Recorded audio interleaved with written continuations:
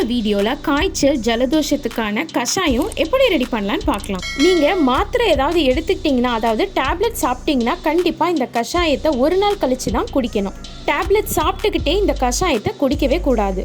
இந்த கஷாயத்தை 10 வயசுல இருந்து பெரியவங்க வரைக்கும் குடிக்கலாம். தேவையான பொருட்கள்: வால் மிளகு, அரிசி திப்பிலி, சுக்கு, சித்திரத்தை, அதிமதுரம், நிலவேம்பு. இந்த 6 பொருளுமே எல்லா நாட்டு மருந்து கடையிலையும் கஷாய பொருள்னு கேட்டிங்கன்னா கண்டிப்பா கிடைக்கும். இப்போ இந்த பொருள் எல்லாத்தையுமே நல்லா பவுடராக்கி வச்சுக்கோங்க.